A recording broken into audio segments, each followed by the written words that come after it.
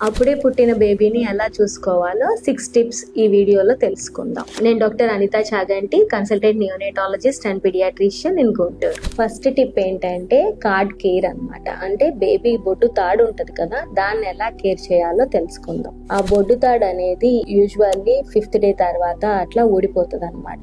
అప్పటి వరకు ఆ బొడ్డు తాడికి ఏమన్నా రాయటము, ఆయింట్మెంట్స్ అవి అప్లై చేయటం అలాంటివి ఏమీ చేయకూడదు. దాన్ని అలాగే ఉంచితే అదే డ్రై అయిపోతే దానంతటికి అదే ఊడిపోతుంది అనమాట. సెకండ్ టిప్, బొడ్డు తాడు ఊడిపోయే వరకు కూడా స్పంజ్ బాత్స్ అంటాం. అంటే జస్ట్ క్లాత్ పెట్టి కానీ వైప్స్ పెట్టి కానీ తుడవాలి, కానీ బేబీకి స్నానం అనేది చేయించొద్దు. థర్డ్ వన్, స్నానం చేయించేటప్పుడు బేబీ ప్రొడక్ట్స్ ని మాత్రమే వాడాలి. బేబీ స్కిన్ కి ఏవైతే ఫేవరబుల్ ఉంటాయో ఆ pH బ్యాలెన్స్ అయ్యే సోప్స్ అండ్ ప్రొడక్ట్స్ ని మాత్రమే వాడాలి. నెంబర్ 4 ఈజ్ ఫీడింగ్ అన్నమాట. బేబీని ఫీడ్ చేయటం ఎలాగా, చాలా మంది అడిగేది ఎప్పుడు ఫీడ్ చేయాలి, ఎన్నిసార్లు ఫీడ్ చేయాలి అనేది. డిమాండ్ ఫీడ్స్ అంటాం. అంటే బేబీ ఏడ్చినప్పుడు కొన్ని క్యూస్ ఇచ్చినప్పుడు మాత్రమే డిమాండ్ ఫీడింగ్ అనేది చేయాలన్నమాట. At least 8 to 12 times per day బేబీని ఫీడ్ చేయాలి. ఫిఫ్త్ వన్, బేబీని లిఫ్ట్ చేసినప్పుడు, ఎత్తుకున్నప్పుడు బేబీ నెక్ అండ్ హెడ్ ని సపోర్ట్ చేసుకోవాలి. సిక్స్త్, డేంజర్ సైన్స్ అబ్జర్వ్ చేయాలి. బేబీ బ్లూగా ఆపుతున్నా కానీ, బేబీ ఫీడింగ్ తీసుకోవడంలో ఏమన్నా ప్రాబ్లం ఉన్నా,